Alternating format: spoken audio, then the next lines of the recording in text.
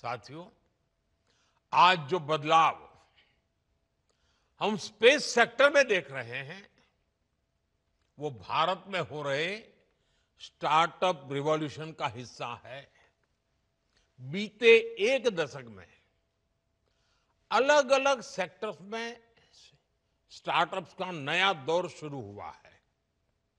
Fintech हो, agritech हो, health take हो, क्लाइमेट टेक हो, एजुटेक हो, डिफेंस टेक हो, हर क्षेत्र में भारत के युवा, हमारे जैन जी नए समाधान दे रहे हैं। और आज मैं दुनिया के जैन जी को भी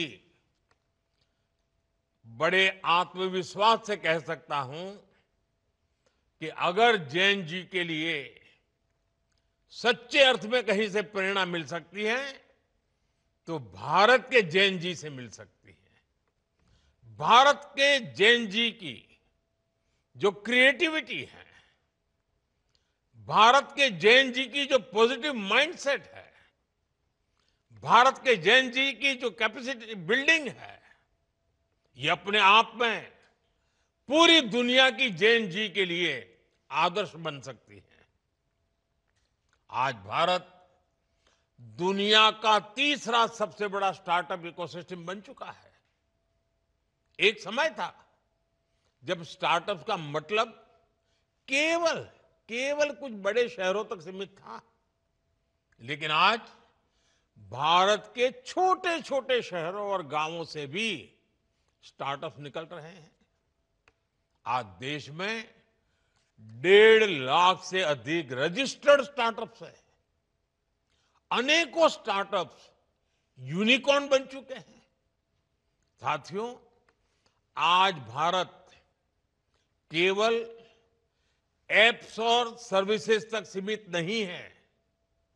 हम अब डीप टेक, मैन्युफैक्चरिंग और हार्डवेयर इनोवेशन की ओर तेजी से आगे बढ़ रहे हैं।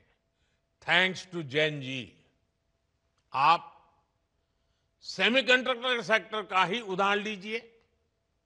सरकार ने जो ऐतिहासिक कदम उठाए हैं, वो भारत के टेक फ्यूचर की नींव को मजबूती दे रहे हैं। आज देश में semiconductor fabrication units, chip manufacturing और डिजाइन हब्स बहुत तेजी से विकसित हो रहे हैं। चिप से लेकर सिस्टम तक भारत अब एक मजबूत इलेक्ट्रॉनिक वैल्यू चेन तैयार कर रहा है। ये आत्मनिर्भरता के संकल्प का हिस्सा तो है ही। इससे भारत ग्लोबल सप्लाई चेन का एक मजबूत और भरोसेमंद पिलर भी बनेगा। साथियों, रिफॉर्म्स का हमारा दायरा भी लगातार बढ़ रहा है। जैसे हमने स्पेस इनोवेशन को प्राइवेट सेक्टर के लिए ओपन किया, वैसे ही हम एक बहुत महत्वपूर्ण सेक्टर में भी कदम उठाने जा रहे हैं। हम न्यूक्लियर सेक्टर को भी ओपन करने की तरफ आगे बढ़ रहे हैं। इस सेक्टर में भी हम प्राइवेट सेक्टर की सशक्त भूमिका की नींव रखने जा रहे हैं। इससे small modular reactor, advance reactors और न्यूक्लियर इनोवेशन में अवसर बनेंगे। यह रिफॉर्म हमारी एनर्जी सिक्योरिटी और टेक्नोलॉजिकल लीडरशिप को नई शक्ति देगा। साथियों, आने वाला भविष्य कैसा होगा, ये बहुत कुछ आज हो रही रिसर्च पर भी निर्भर करता है।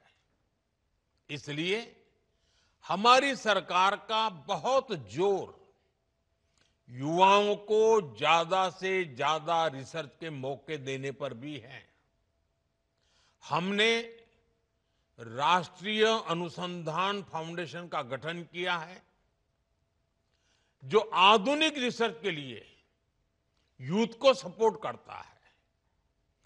वन नेशन वन सब्सक्रिप्शन, इससे सभी छात्रों की इंटरनेशनल जर्नल्स तक पहुंच आसान हुई है।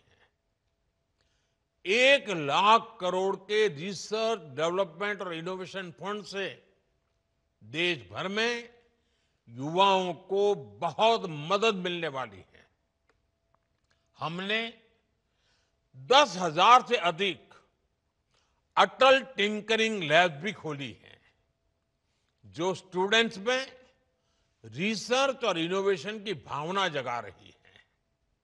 आने वाले दिनों में हम ऐसी 50,000 नई अटल टिंकरिंग लैब बनाने पर काम कर रहे हैं।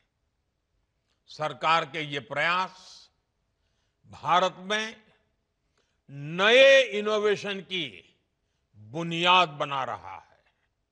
साथियों, आने वाला समय भारत का है, भारत के युवाओं का है, भारत के इनोवेशंस का है। कुछ महीने पहले स्पेस डे के अवसर पर मैंने हमारी स्पेस एस्पिरेशंस की चर्चा की थी। हमने तय किया था कि आने वाले 5 वर्षों में भारत अपनी लॉन्च क्षमता को नई ऊंचाइयों तक ले जाएगा।